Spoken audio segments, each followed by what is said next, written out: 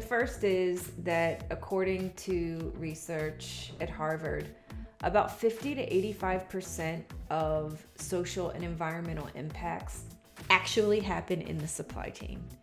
And so does 80 to 90% of some of that rich data that we need to make better decisions and to really understand, to have visibility and transparency into what exactly is going on end to end in our supply chains. There's a quote that has always stuck with me, and I actually heard Paul Pullman, who was the CEO of Unilever, say this a few years ago. And it's that businesses can't succeed in societies that are failing. And 2020 has been a great use case of the shifts that are happening, and that we can't realize our own business objectives unless others are realizing theirs as well. And that interconnectedness, I think that this is a core principle of sustainable supply chain, that you're a steward. And part of being a steward means that not only do you lead with purpose, and purpose is your North Star, but that you genuinely care about people who make up your global supply chains. You care about your associates, you care about your trading partners, you care about the footprints that you leave in the world and the impacts that you have in the world. And when I think about some of the more pragmatic concepts that are tied to sustainable supply chain, financial risk is obviously one, and how WEF has for the first time named climate change as the number one risk facing business and humanity. That's never happened before. And all of the financial disclosures that are needed now around ESG performance. And these are non-financial performance indicators. They include reporting on things like supply chain sustainability, diversity, data privacy, things that traditionally we didn't really hear about. The traditional view of profit is antiquated. And when you think about some of those impacts that I mentioned in the beginning of this chat, 50 to 85% of those impacts are happening in supply chain. And the reason it's important is because there's increasing evidence that if you positively influence society and have a positive impact on your employees and how they meet the world, your trading partners, your suppliers upstream, you'll outperform in the long run. I recently hosted an event with GiveWith and SAP, and I just wanted to share a few key insights because this was really meaningful in that there's an understanding, that if you have better ESG performance now, you're going to perform better than the global average. And this was a study that was published, I believe, by Fortune's 2019 Best Places to Work.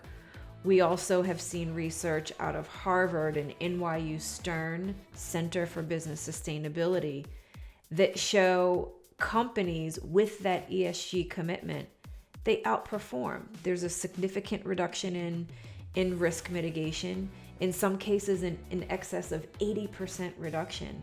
And also there's an improvement in cost savings, on average of 35%. Now, some of this comes through those classic supply chain levers that we know, the lean levers, inventory management, making better decisions upstream. But then also through the lens of supplier diversity, which we certainly have heard a lot about this year, not only in helping to stand up communities that have been marginalized by COVID and disruption, but these are folks who have the ability to scale innovation really quickly and solve problems in a different way, with a different headspace, because they're diverse. When you think about the power of supplier diversity, and this is also tied to sustainability, folks, some examples show a 29% improvement in supplier innovation.